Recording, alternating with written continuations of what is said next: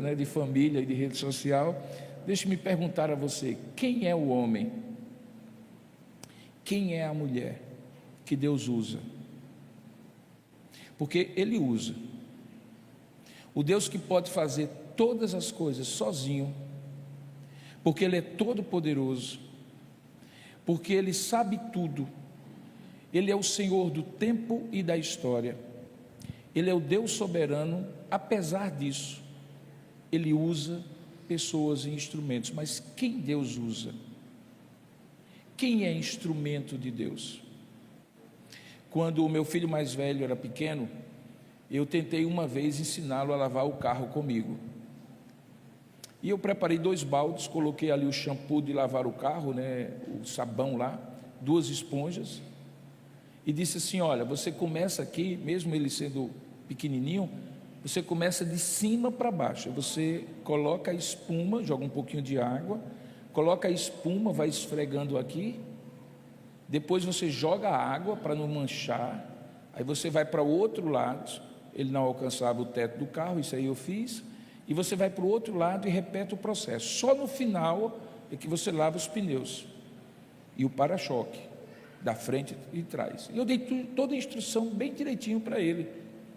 Uma das coisas que eu aprendi desde criança, antes de lava-jato, que lavar o carro era privilégio, para que eu pudesse ter o privilégio de dirigir o carro quando eu tivesse idade. Meu pai fazia eu lavar o carro para poder dirigir o carro quando eu tive carteira de motorista. Sem lavar o carro, não tinha direito de lavar o carro, não tinha direito de sair com o carro.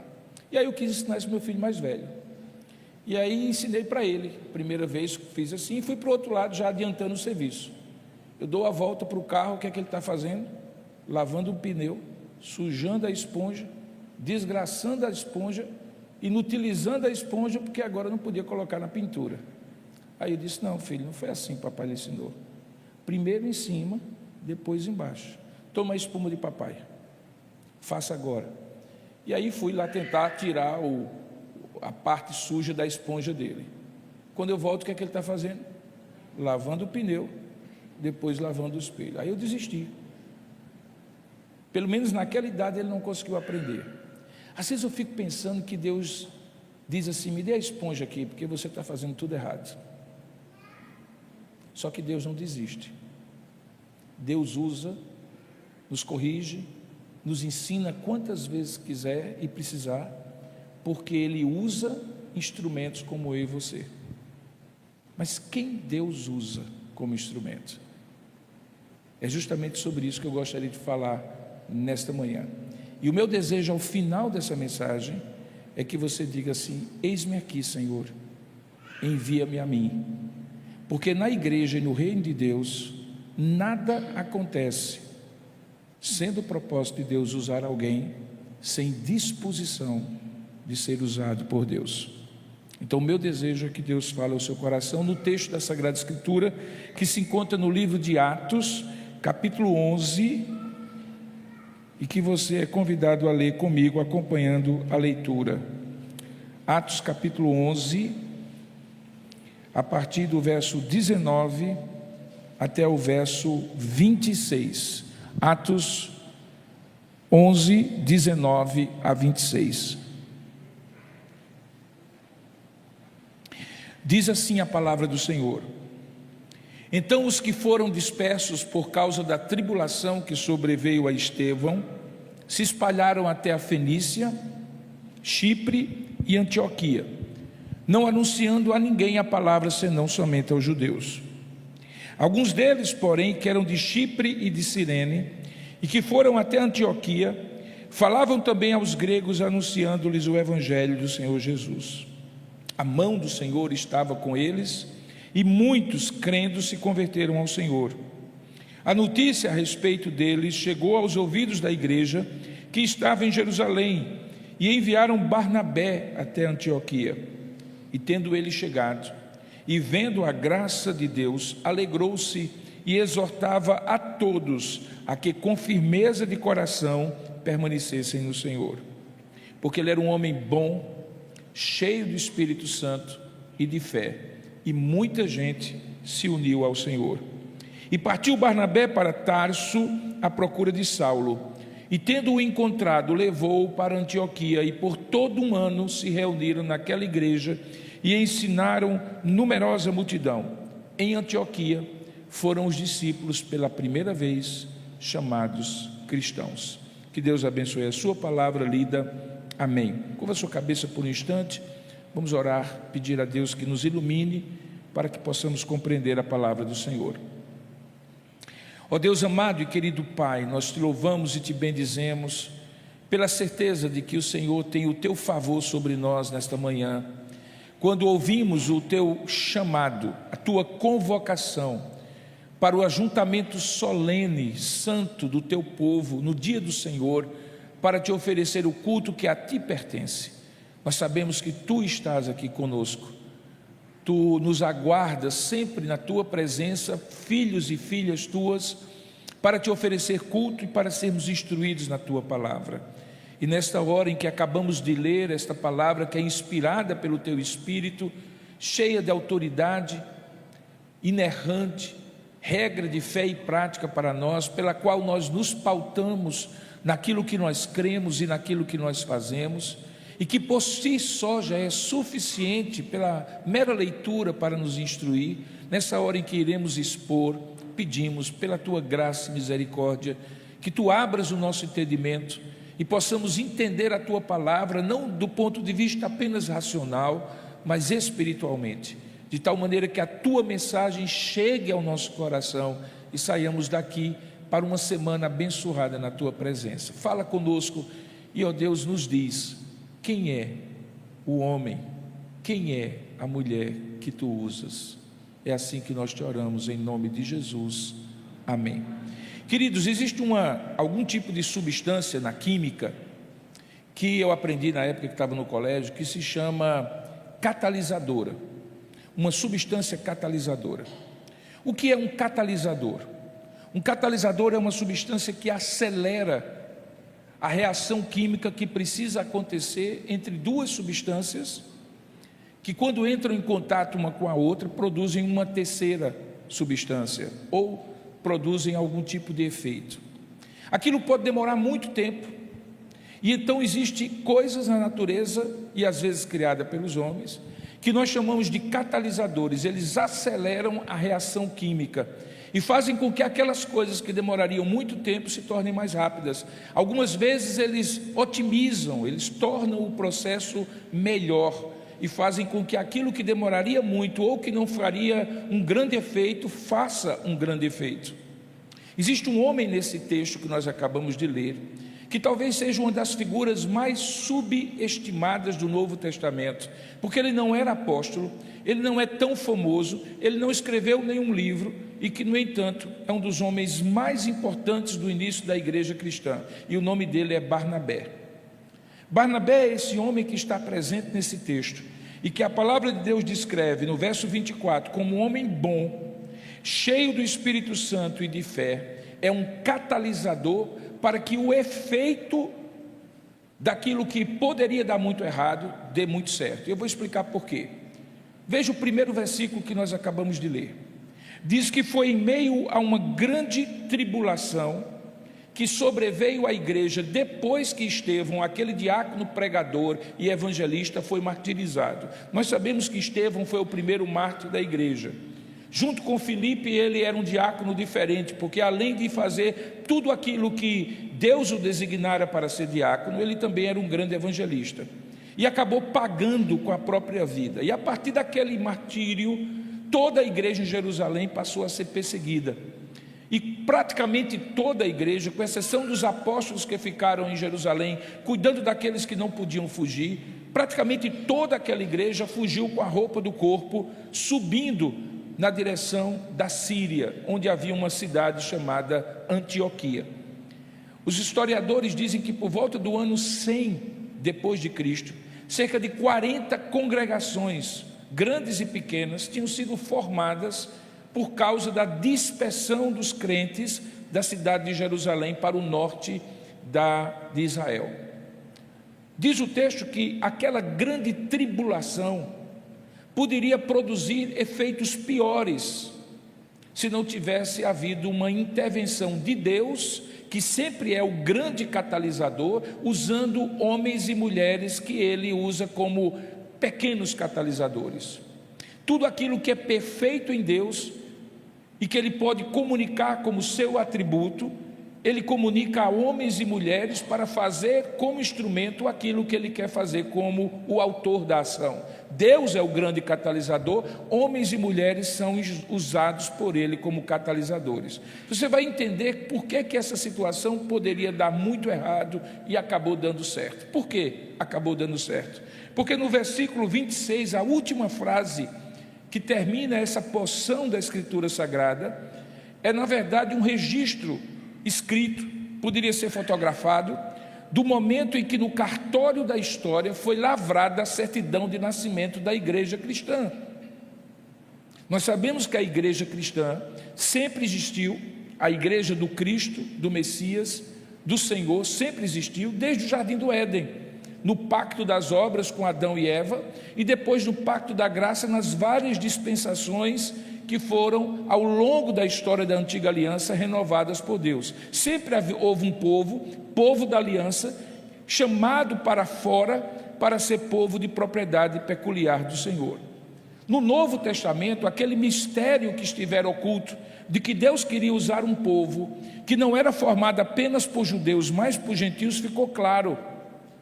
E o mistério que estiver oculto, essa é a expressão que Paulo usa, escrevendo a Colossenses, era que Deus queria desde sempre, desde Abraão, que ele fosse bênção para as nações. Lembra o chamado de Abraão? Sê tu uma bênção, as nações que te abençoarem serão abençoadas, e aquelas que te amaldiçoarem serão amaldiçoadas. Deus nunca quis apenas alcançar os judeus ou Israel. Deus sempre quis alcançar Israel para que por intermédio de Israel também aquele povo fosse catalisador de muitos alcançarem a graça do Senhor. Isso aconteceu ao longo de todo o Antigo Testamento. Lembre que em Mateus capítulo 16, depois daquela confissão petrina, a confissão do apóstolo Pedro, de que Jesus era a pedra, de que ele era aquele que haveria de edificar a sua igreja, porque era o Cristo, o Filho do Deus vivo, que a partir dali, tudo o que aconteceu nos tempos seguintes, a morte e a ressurreição de Jesus, a sua assunção aos céus e o envio do Espírito Santo 50 dias depois da sua morte, no dia de Pentecostes, eram atos preparativos para que a igreja, de fato, no Novo Testamento, fosse formada tanto por judeus como por gentios. Mas é aqui, nesse momento, que a igreja por si só, em Antioquia, nessa região, começa a se identificar, a se perceber e ser percebida pelos de fora como um grupo diferente daquele que seria, se acaso fosse apenas uma seita, apenas um segmento do judaísmo. Até então os judeus cristãos continuavam frequentando o templo. Lembre de Atos capítulo 3, Pedro e João vão ao templo para orar. Eles não ofereciam mais sacrifícios, mas eles continuam participando das liturgias de oração do templo, e lá falavam que Jesus era o Messias, quando acontece aquele milagre do coxo de nascença ser restaurado. Mas aqui acontece algo maravilhoso, é que aqueles que eram conhecidos como os do caminho, os da seita dos nazarenos, porque seguiam a Jesus de Nazaré, eles são identificados, e pela primeira vez, diz o texto, os discípulos foram chamados de cristãos. A palavra é cristianoi, que no grego significa pequenos cristos. As pessoas começaram a identificar que eles imitavam Jesus, e não eram apenas judeus que criam no Messias, mas eram o próprio cumprimento da promessa de que Deus alcançaria as nações. Pois bem, como é que uma história que começa de maneira tão trágica, com a perseguição e o martírio, termina de maneira tão gloriosa, com uma igreja sendo identificada como seguidores de Cristo? Porque no meio da história, Deus usou vários homens e mulheres, mas usou principalmente um homem chamado Barnabé, o catalisador dessa transformação, dessa aceleração do processo. Por favor, acompanhe o meu raciocínio. Verso 19 e o verso 20 caracteriza que esse grupo que sai corrido com a roupa do corpo para não ser martirizado, na verdade, constituía-se de dois grupos. O primeiro, que está no versículo 19, diz que alguns que foram dispersos não anunciavam a ninguém a palavra, senão somente aos judeus. Qual era a concepção que eles tinham?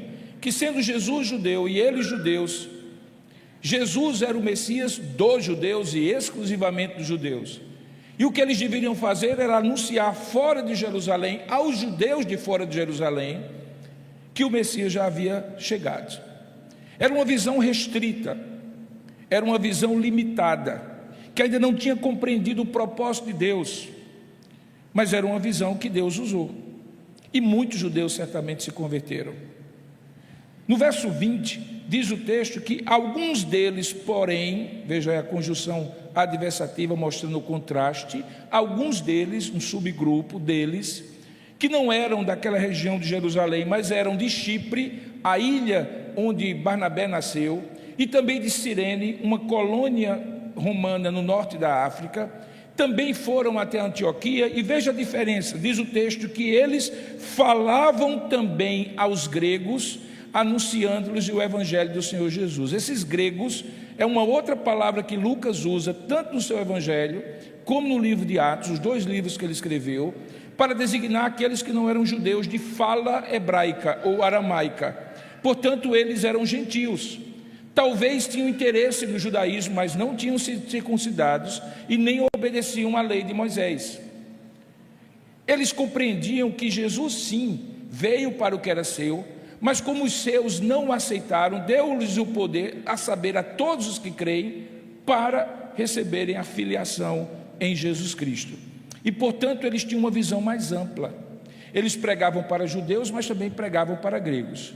Essa situação era uma situação muito explosiva, que depois vai gerar a necessidade de existir um concílio de Jerusalém em Atos capítulo 15, que vai gerar a necessidade de Paulo escrever a sua primeira carta, a carta aos Gálatas, onde ele havia plantado 4 igrejas, Antioquia da Pisídia, Icônio, Listra e Derbe, na sua primeira viagem missionária no sul da atual Turquia, para esclarecer que a visão correta era do evangelho da graça para todas as nações, judeus primeiro, tanto é que ele primeiro ia para a sinagoga, mas gentios também, porque ele também evangelizava nas praças aqueles que não eram judeus.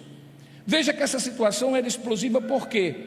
Porque todas as vezes que você tem uma comunidade como essa, ou a minha igreja lá em João Pessoa, ou esse grupo em Antioquia, pessoas que pensam de maneira tão radical e têm certeza de que a sua verdade é verdade mais do que a verdade dos outros, isso é potencialmente uma situação de conflito. Imagine só que isso produziu a necessidade de um primeiro concílio, onde a visão de Paulo ficou clara ser a visão correta. Como acontece que isso que poderia dar um grande problema se tornasse numa grande bênção? Porque Deus usa pessoas, porque Deus usa pacificadores, porque Deus usa catalisadores, porque Deus usa instrumentos na hora certa, os homens e mulheres certos, para fazer a coisa certa, com a motivação certa e com o propósito certo.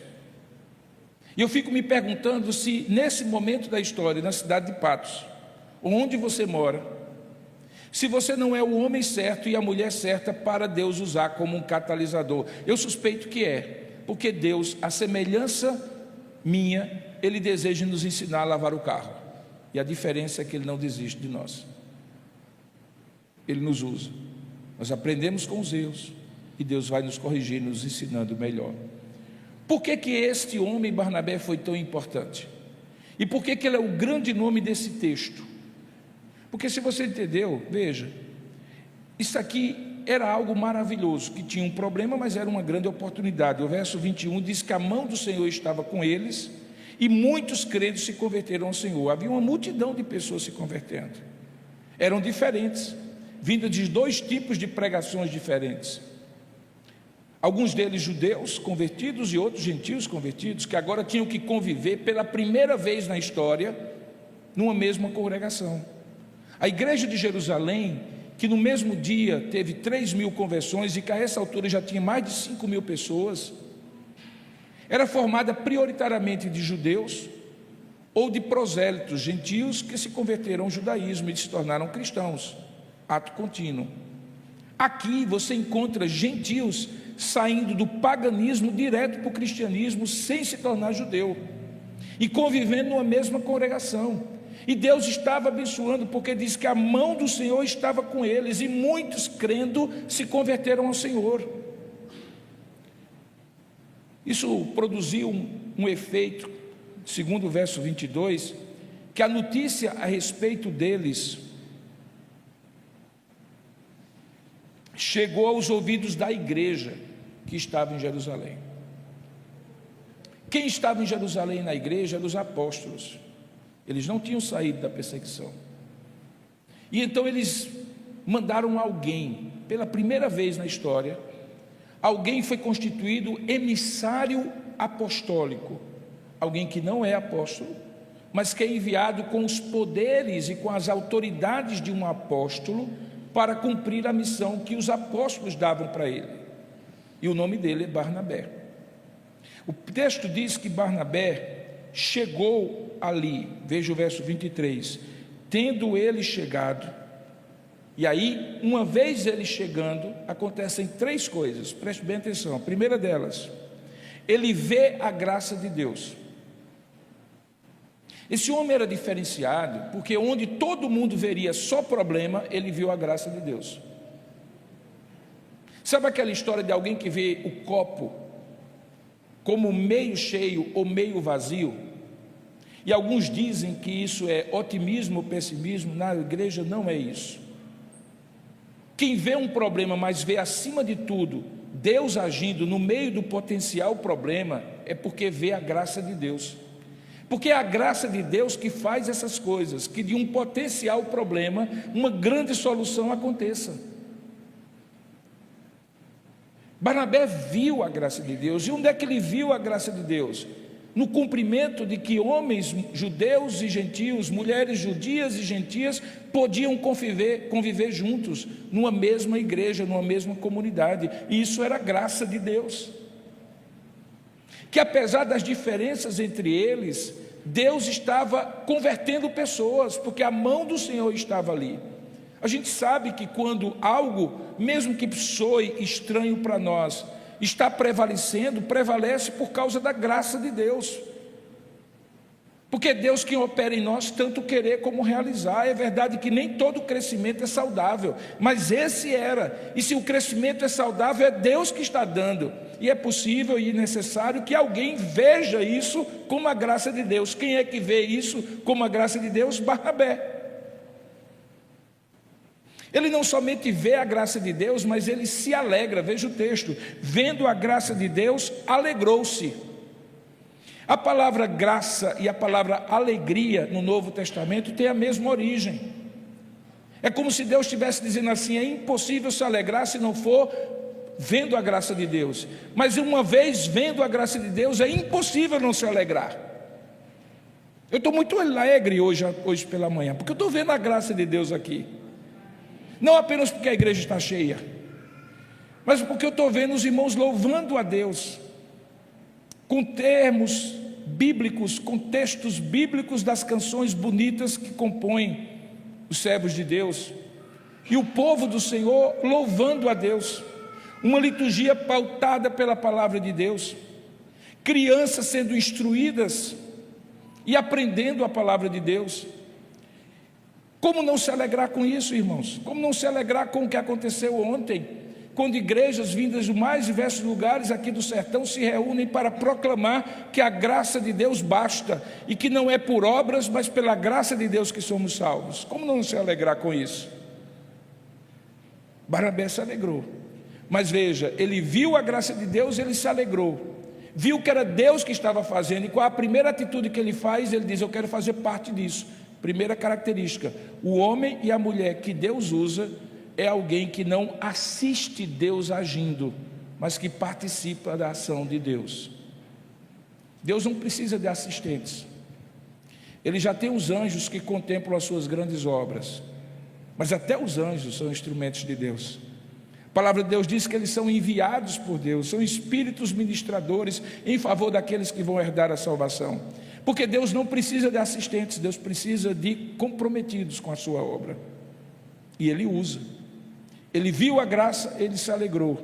O que é que Ele faz logo depois? Diz o texto: e exortava a todos a que com firmeza de coração permanecessem no Senhor. Deus está fazendo alguma coisa gloriosa em Antioquia. Barnabé chega, se alegra, vê a graça de Deus, mas diz assim: qual é o meu papel? Deus está fazendo uma coisa maravilhosa na igreja de Patos. Você se alegra, você vê a graça de Deus, mas a sua pergunta deve ser: qual é o meu papel? Qual é a minha função? Como Deus quer me usar nessa igreja? Eu não sei pregar, eu não sei cantar, eu não sei ajudar no departamento infantil. Meu irmão, não existe nenhum membro do corpo de Cristo que não tenha dons que Deus dá. E se tem dons, tem utilidade. Se tem utilidade, Deus quer usar. Dê uma olhadinha no seu cotovelo, ele não é a parte mais bonita do seu corpo. Mas eu duvido que se não houvesse o cotovelo no seu braço, você sequer conseguiria comer com a sua mão. Tente ficar com o braço rígido e colocar um bocado de comida na sua boca, para ver se você consegue. Veja o seu joelho, também não é uma coisa muito bonita. Tem uns que tem um joelhinho mais bonito, mas o meu é horrível, magro, feio, a rótula quase saindo do canto. Mas imagine uma perna dura que não flexibiliza, porque o joelho não dobra. Os jogadores de futebol aqui sabem o que significa você ter um rompimento de meniscos, ligamentos do joelho. O que acontece? Você não consegue se locomover. Você pode ter pernas fortes, mas sem joelhos que flexibilizem sua perna é inútil. Não existe gente inútil no corpo de Cristo. Deus quer usar pessoas, e Ele dá dons e talentos às pessoas. Eu vi gente tocando instrumento e tirando foto ao mesmo tempo aqui. Mas é possível que tenha outras pessoas para tirar foto enquanto o irmão toca o instrumento. Ou é possível que tenha alguns que possam tocar o instrumento enquanto o irmão tira foto. Eu vi 2 rapazes ali, um cuida da transmissão e outro cuida da projeção. Qual o seu papel? Qual é a sua função? Eu vi diáconos que serviram a ceia aqui, e um deles foi lá atrás no departamento infantil servir certamente aos que estão servindo ali. Eu vejo essa jovem gravando esse vídeo com o seu celular.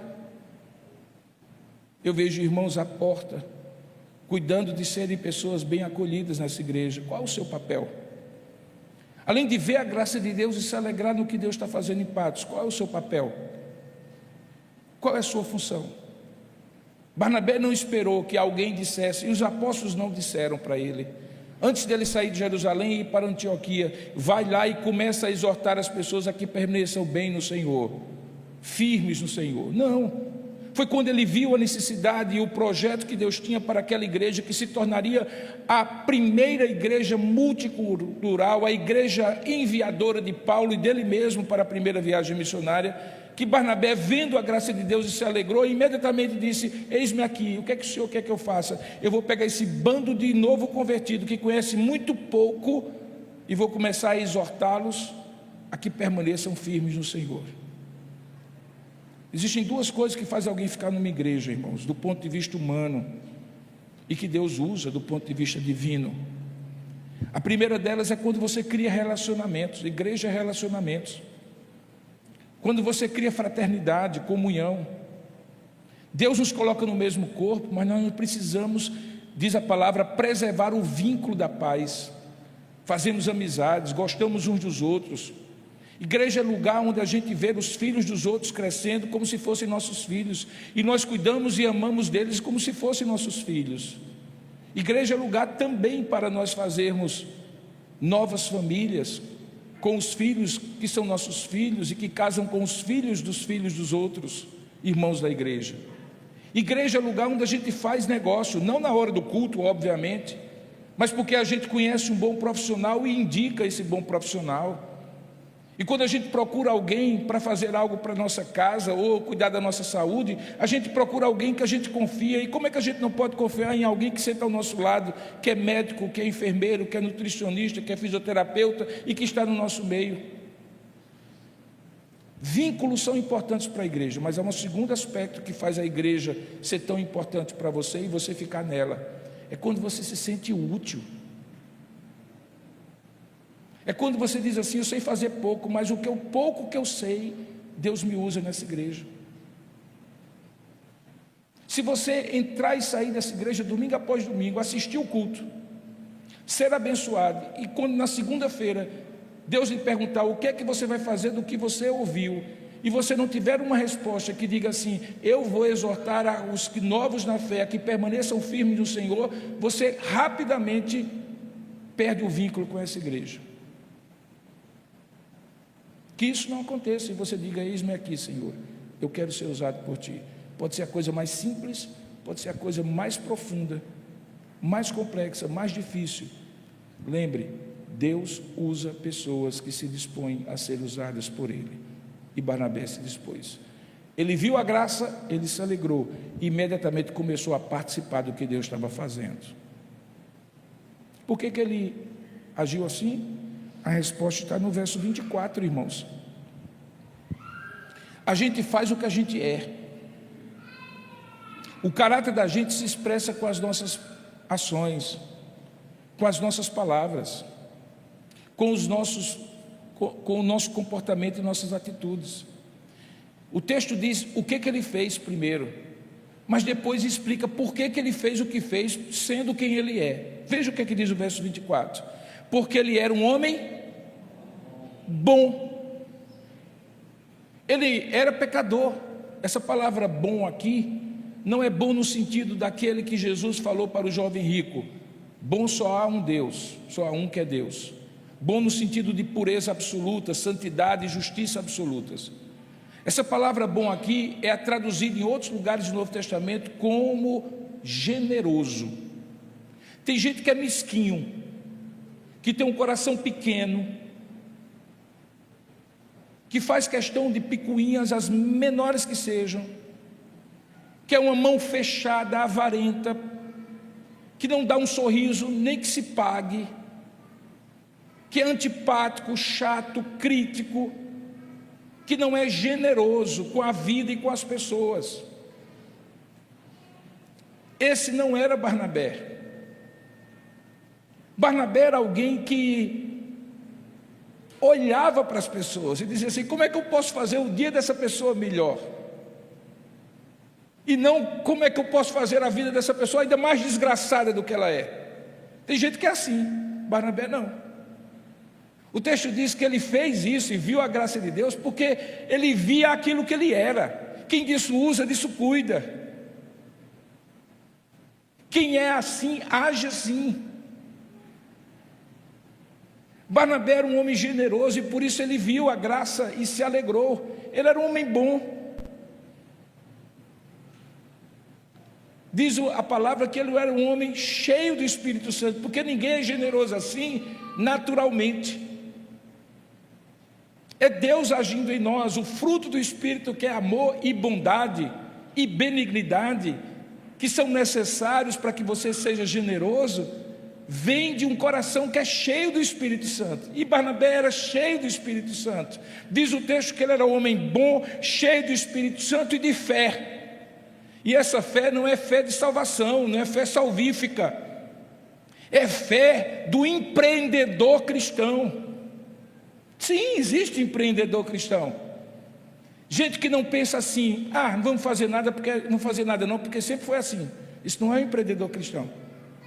Não vamos fazer nada porque nós nunca fizemos assim. O empreendedor cristão diz assim: mas e por que a gente não pode fazer assim? E por que a gente não pode ousar fazer isso? E por que a gente, que está tão satisfeito com esse templo deste tamanho, não pode duplicá-lo? Pastor, mas é muito cara a casa aqui do lado. Mas o empreendedor não pergunta assim: nós nunca fizemos isso. Se o pastor Altino tivesse chegado a essa igreja e disse assim: nós nunca fizemos isso, essa igreja não estava do jeito que está. Se não houvesse pessoas aqui que tivessem acreditado, essa igreja não estava do jeito que está. Barnabé era do tipo que era um homem bom porque era generoso, era um homem cheio do Espírito Santo e era um homem que fazia acontecer, pegava para acontecer, pegava para fazer. Esse é o tipo de gente que Deus usa, meu irmão. Não o que atola o corpo no banco da igreja e fica só procurando defeito naquilo que é feito. Eu costumo dizer que Certa vez alguém chegou para um grande empreendedor e disse assim: olha, esse jeito que você está fazendo é muito mal feito. E aí a resposta dele foi muito interessante. Ele disse assim: eu prefiro esse jeito mal feito que eu faço do que esse jeito do que você não faz nada. Ou seja, em outras palavras, é melhor tentar fazer, mesmo precisando ser corrigido, do que ficar criticando aquele que tenta fazer, mesmo precisando ser corrigido. Você entende por que Barnabé foi um catalisador? Ele disse assim: aqui está uma situação, muita gente se convertendo ao mesmo tempo, muita gente começando a caminhada, gente imatura, novo convertido, que não conhece nada. Eu vou começar a entrar aqui e ajudar essas pessoas, eu vou começar a exortar a como ficar firme no Senhor. Barnabé foi o grande discipulador daquela igreja, irmãos. Você está nessa igreja há algum tempo e está vendo gente nova chegar, inclusive gente nova por conversão. Cole nessa pessoa, fale, instrua, converse com o pastor e com o conselho, diga assim: pastor, como é que eu posso ajudar essa pessoa a caminhar na fé nos primeiros momentos da vida dela? Você está vendo um monte de gente chegando ali por aquela porta. Chegue para o pessoal do acolhimento e da recepção. Eu posso ficar uma vez por mês aí recebendo as pessoas. Como é que faz? Eu não conheço igreja que está sendo abençoada que falte trabalho, irmãos. Pelo contrário, parece que quanto mais bênção o Senhor dá numa igreja, mais trabalho tem. E crente, quando não trabalha, dá trabalho. É melhor você trabalhar do que dar trabalho. Basta o trabalho que a gente tem com quem não é crente para apresentar o Evangelho e ele se converter a Jesus Cristo. Você tem que ser parceiro e não crítico. Você tem que fazer parte e não destoar do todo, só porque você acha que tem as coisas certas do seu jeito, porque você não é um homem bom e generoso, uma mulher boa e generosa. Mas Barnabé era. Como vocês podem perceber, eu estou ficando fã de Barnabé. Quando eu me converti logo no início, o sujeito que eu mais admirava depois de Jesus era o apóstolo Paulo. Eu continuo achando que se a gente tivesse que ter um papa, seria Paulo e não Pedro. Porque, preste bem atenção, um homem escreve 13 dos 27 livros do Novo Testamento. Já é uma coisa maravilhosa. Mas ele planta igrejas em 3 continentes diferentes, quando não tinha ônibus, nem trem, nem avião, nem navio. Quer dizer, navio tinha, mas no navio, 3 vezes que ele pegou, o navio afundou. Como aqueles missionários que vieram para o sertão em cima de lombos de burro.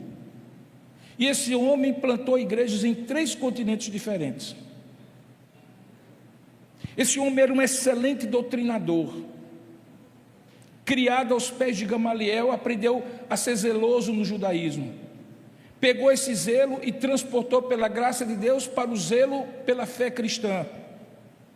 Um homem que influenciou Agostinho, que influenciou Calvino, que foi também influenciado ou influenciador de Lutero, e que influencia ainda hoje, porque toda a teologia do Novo Testamento é pautada naquilo que Deus foi revelando ao apóstolo Paulo, e ele sistematizou a fé, como tem nas suas cartas. É para ser fã de Paulo, não é não? Mas essa figurinha chamada Barnabé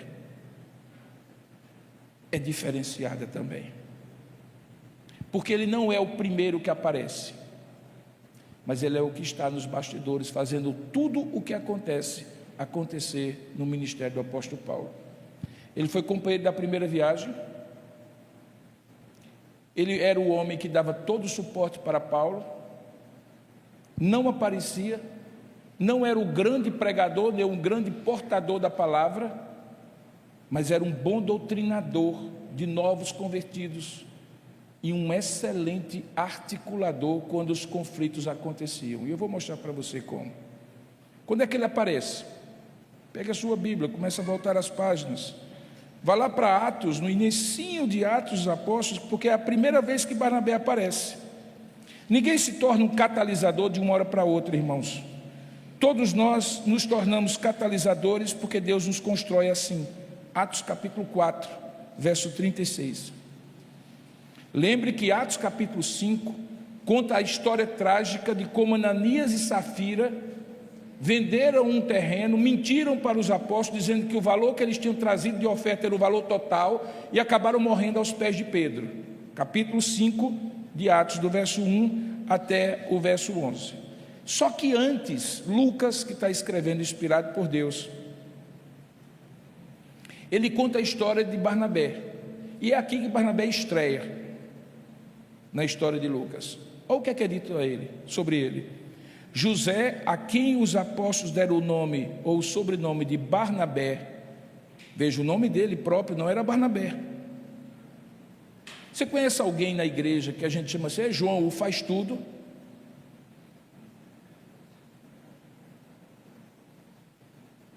Normalmente quando a gente diz, é João, é o faz tudo lá da igreja de Tambaú. Eu tinha um senhor que trabalhava comigo lá em Tambaú, chamado seu Ivanildo. Era o faz tudo. Os apóstolos olharam para Barnabé e disseram assim: rapaz, a gente tem que botar um apelido nesse rapaz, o nome dele é José, mas a partir de agora ele vai ser chamado de Barnabé. E o que é que significa Barnabé? Quer dizer filho da exortação. A palavra que é usada aqui para exortação é a mesma palavra para conforto, encorajamento e correção. Ou seja, era um sujeito que tinha a capacidade de, quando precisava apertar, apertar, quando precisava afrouxar, afrouxar. Quando via alguém desanimado, ele animava. Quando via alguém relaxado, ele corrigia. Você quer uma pessoa assim? Aqui na igreja? Eu quero uns 20 ou 30 lá em Tambaú. Útil. Sabe alguém útil? Ele é tão útil que ele recebe aqui um registro de Lucas. E qual é o registro que Lucas faz? Verso 37. Como ele tivesse um campo, vendeu, trouxe o preço e o depositou aos pés dos apóstolos. Sabe o que Lucas está fazendo aqui? Ele está usando Barnabé como exemplo que contrasta com a atitude de Ananias e Safira. Se Ananias e Safira venderam o campo e não disseram verdade, Barnabé é usado por Lucas para dizer assim: eis aqui um bom exemplo. Sabe o que acontece a partir daqui? Que a gente fica sabendo na história de Barnabé? Aparentemente nada. Sabe aquela pessoa que só aparece na hora certa? Barnabé aparece aqui, aí depois mergulha debaixo da superfície da história narrativa de Lucas. Quando é que ele vai aparecer? Em Atos capítulo 9. Passou Atos 5, Atos 6, Atos 7, Atos 8. Quando chega em Atos 9, ele aparece. Alguém sabe o que é contado no livro de Atos capítulo 9? Um episódio importantíssimo. Qual é? A conversão de Saulo. Você gostaria de ter participado da conversão de Saulo? Imagina só. Onde é que Barnabé está? Aqui, ó. Paulo se converte no caminho de Damasco. Cria dois problemas.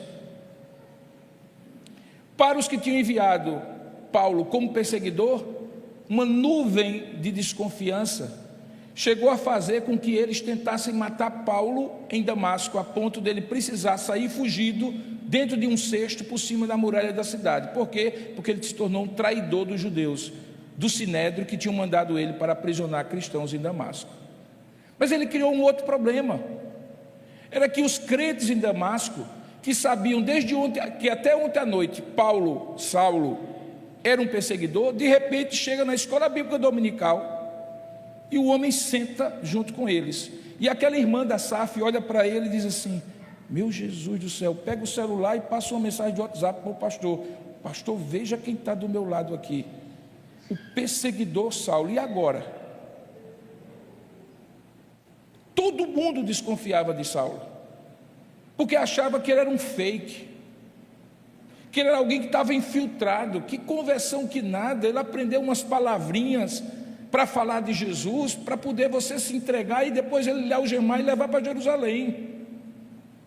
Veja que Saulo ficou na situação, não era mais bem visto pelos que tinham enviado, não era bem visto pelos que ele agora considerava como irmãos por causa de Cristo. Quem pega Saulo, coloca debaixo do braço, leva para Jerusalém e diz aos apóstolos: está aí o rapaz, ele se converteu mesmo. Quem é que faz isso? Quem? Barnabé. Olha como é que diz aqui, verso 26. Desculpe, não é verso 26 não, né? Verso 26 em diante, Tendo chegado em Jerusalém, procurou, isso aí falando de Paulo, procurou juntar-se com os discípulos. Todos, porém, o temiam, não acreditando que ele fosse discípulo. Verso 27. Mas Barnabé, tomando-o consigo, levou-os aos apóstolos e contou-lhes como ele vira o Senhor no caminho e que este lhe falara, e como em Damasco pregara ousadamente em nome de Cristo, em nome de Jesus. Quem foi o fiador da conversão de Paulo, irmãos? Barnabé. Quem colocou a cara a tapa diante dos apóstolos, dizendo assim: o homem se converteu mesmo. Quem foi? Barnabé. Aí você diz: agora ele está no top, junto do apóstolo, ele agora vai aparecer em todo tipo de conversão e em todo tipo de narrativa de Lucas. Não, Barnabé submerge novamente na narrativa, passa o restante do capítulo 9, passa o restante do capítulo 10, quando é que Barnabé aparece? Agora, quando lá na igreja de Antioquia precisava de um homem que pudesse ver a graça de Deus, se alegrar e participar do processo. Você consegue entender que essa segunda característica é importante? Deus usa homens e mulheres que não necessariamente estejam à frente das coisas que fazem.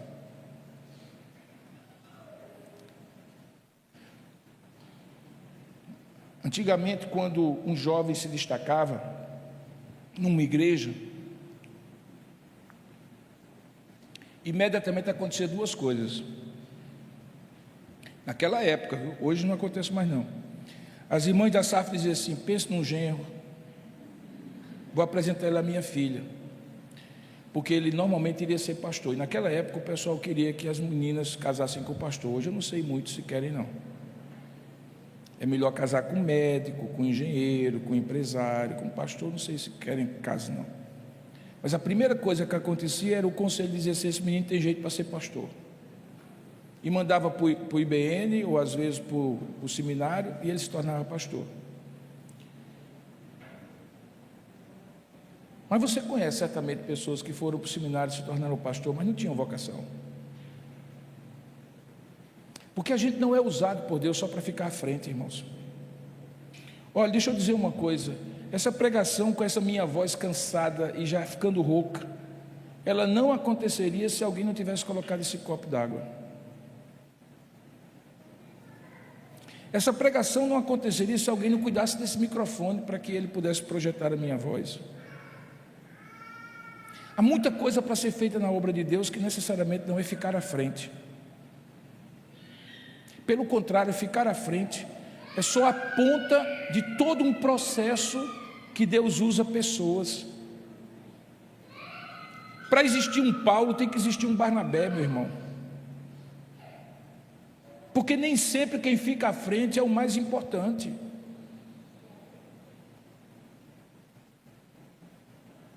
Barnabé é usado por Deus nos momentos certos, porque ele era um homem que entendia que o papel dele era dar suporte, ser o exortador, o consolador, o confortador. Barnabé desaparece de Atos 4 para Atos 9, e de Atos 9 para Atos 11.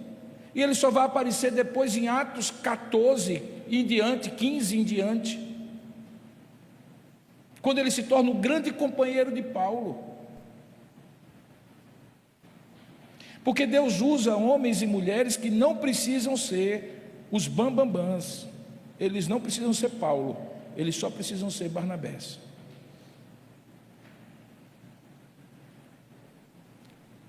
O texto vai indo, né? O texto vai indo, e aí chega no versículo 25, eu acho que Lucas deu uma topada, e perdeu mais ou menos a concentração do que ele vinha descrevendo, porque o texto, de maneira abrupta mesmo, rompe a narrativa. Veja aí, aparece no verso 25, o seguinte registro: e partiu Barnabé para Tarso à procura de Saulo. O que Barnabé foi atrás de Saulo? Era na igreja de Antioquia que Deus estava fazendo as coisas. Ele deixou aquela igreja onde Deus estava usando a vida dele em busca de alguém. Lá na cidade de Tarso, Saulo, que ele tinha conhecido em Atos 9. Mas por que, irmãos, Barnabé fez isso? Porque o homem que Deus usa, a mulher que Deus usa, precisa reconhecer seus limites e pedir ajuda. Porque ninguém sabe fazer tudo na igreja, e tudo aquilo que é feito, muito bem feito por uma pessoa, é muito mais bem feito por várias pessoas. Olha só o que Barnabé faz. Ele sai de onde Deus estava agindo, não abandonou, ele voltou depois, mas ele foi procurar ajuda. Por quê? Porque ele conhecia Paulo. Ele foi vendo que aquela multidão de gente precisava de mais conteúdo, mais profundidade, mais doutrinação. E ele dizia assim: eu sou bom para novo convertido, mas a partir daqui tem gente que precisa de um caldo mais grosso. Quem é que vai fazer? Paulo. E ele vai lá, diz o texto que ele busca Saulo, verso 26, tendo-o encontrado, levou-o para Antioquia, e o que era bom ficou melhor ainda, porque diz que por todo um ano se reuniram naquela igreja e ensinaram numerosa multidão. Um ano de discipulado com Paulo e Barnabé, até você e até eu crescia na graça e no conhecimento de Deus. Por quê? Porque Deus nunca nos usa para fazer a obra de Deus sozinhos.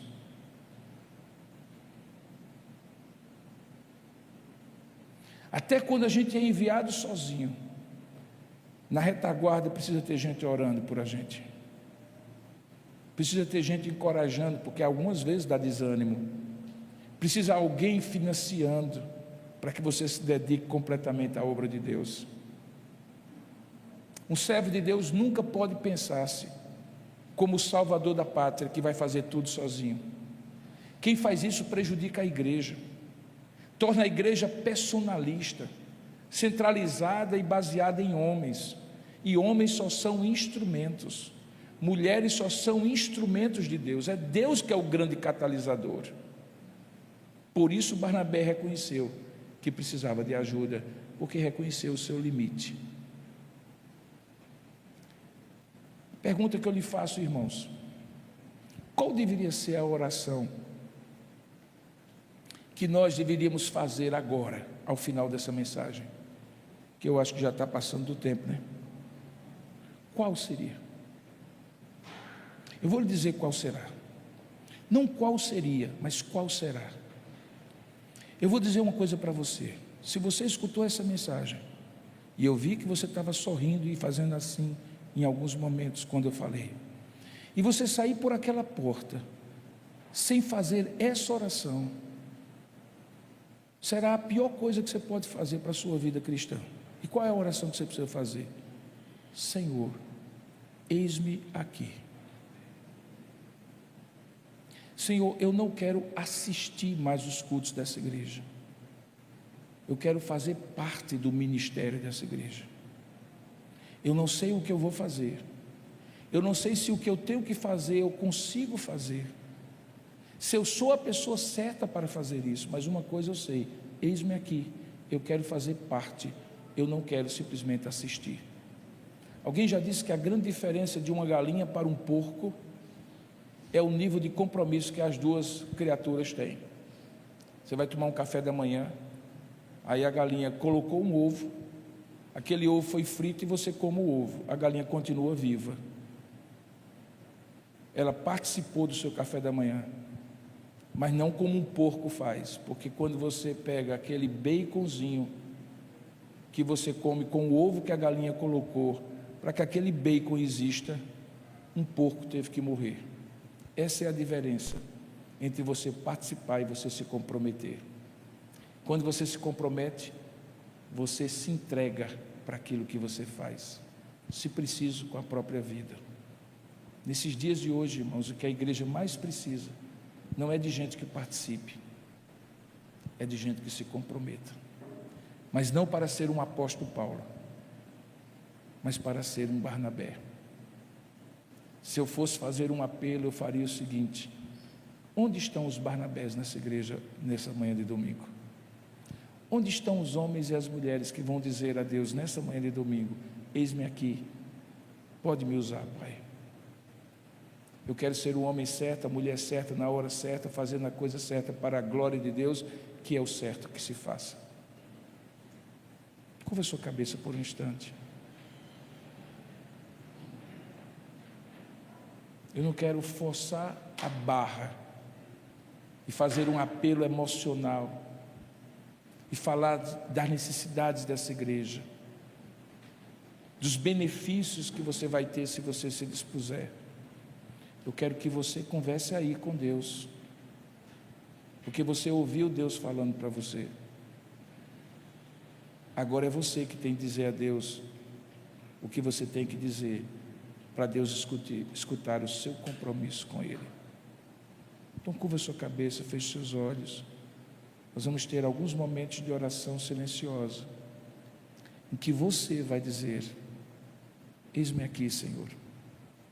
E Deus certamente vai usar todas as coisas, a liderança dessa igreja, a convicção no seu coração, para que você seja útil nas mãos de Deus, como um homem e uma mulher que Deus usa, como Barnabé.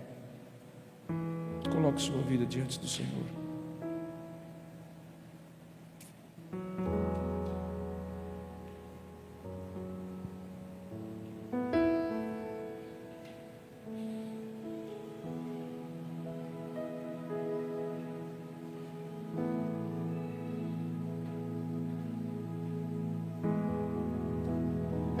Senhor nosso Deus, não é o homem que nos chama para a tua obra,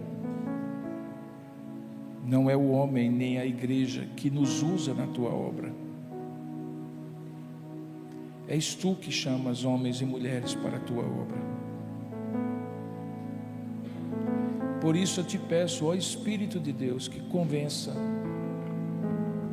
os corações de filhos e filhas tuas que ouviram essa palavra e que nessa ocasião podem dizer assim: eis-me aqui, Senhor.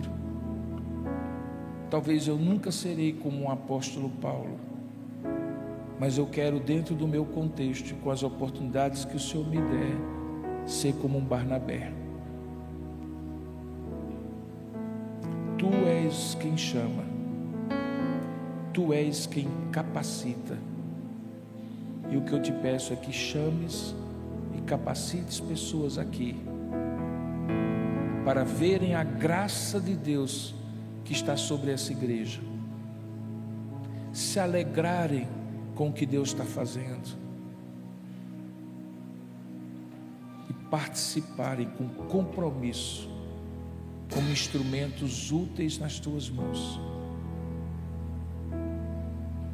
Eu os entrego nas tuas mãos, cada um deles, os novos na fé e os mais experientes, aqueles que são muito empolgados e precisam ser orientados, e aqueles que estão desanimados e desgastados, que precisam de novo serem motivados pelo Senhor, aqueles que tu chamarás para liderar e aqueles que tu chamarás para dar suporte a quem lidera, aqueles que tu chamarás para fazer o que eles já sabem fazer, e também aqueles que vão aprender a fazer algo novo. O que eu te peço, Pai, é que haja corações e vidas aqui dizendo: eis-me aqui, envia-me a mim. Usa-nos para a glória do teu nome, e em nome de Jesus é que nós te oramos. Amém, Senhor.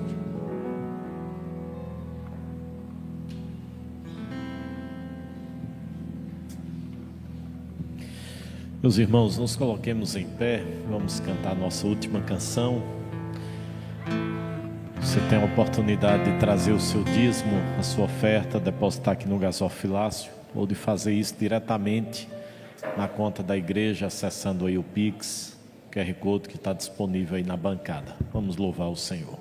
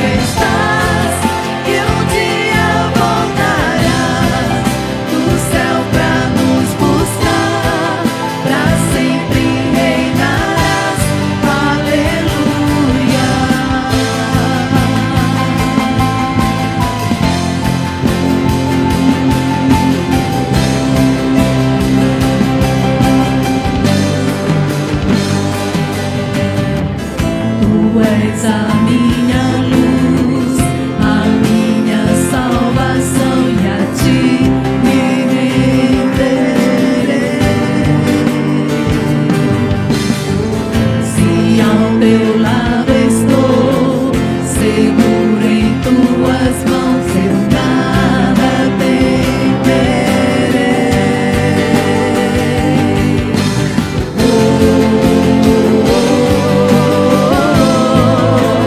Tu és santo, ó Senhor.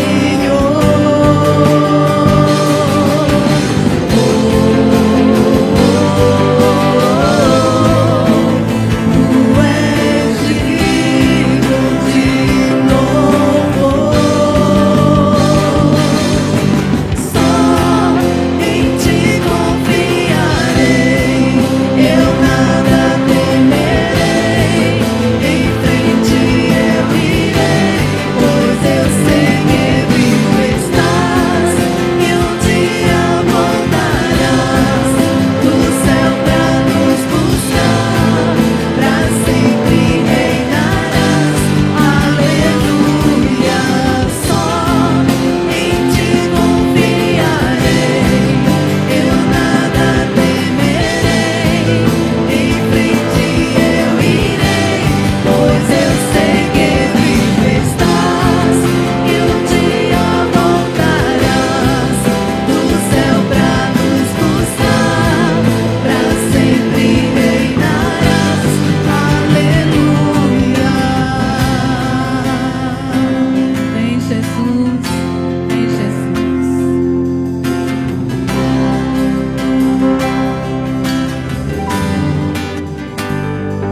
Vem Jesus,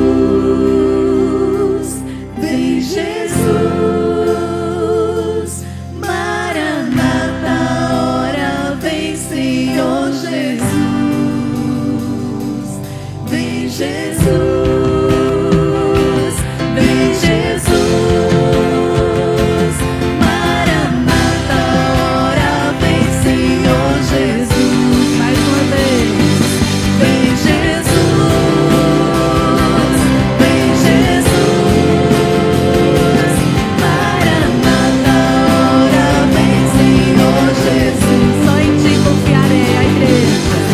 Só em ti confiarei, eu nada temerei.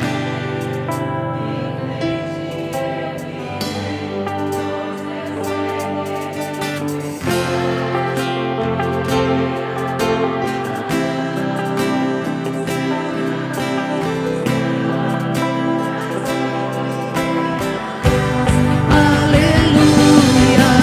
Só em ti confiarei, eu nada temerei. Em frente eu irei, pois eu sei que vivo estás e um dia voltarás do céu pra nos buscar, pra sempre reinarás. Aleluia.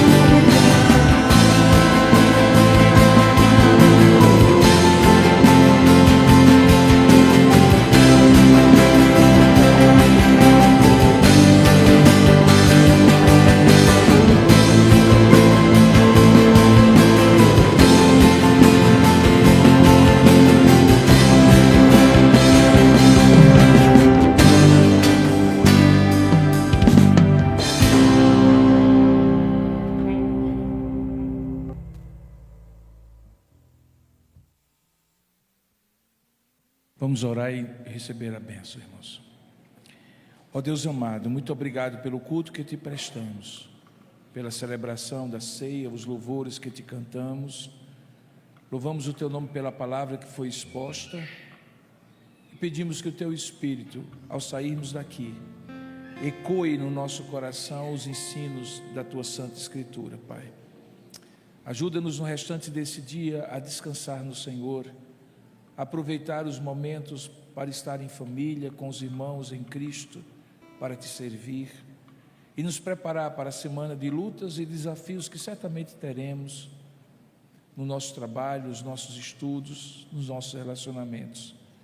Que ao sairmos daqui a tua bênção nos acompanhe, que seja a bênção do Pai, do Filho e do Espírito Santo, que invocamos sobre o teu povo agora. Que a graça do nosso Senhor e Salvador Jesus Cristo, o amor do nosso Deus e Pai, o poder, a comunhão e a consolação do Santo Espírito de Deus repouse sobre a sua vida, meu irmão, minha irmã, sobre a sua família e todo o povo de Deus na face da terra, desde agora e para todos sempre. Amém.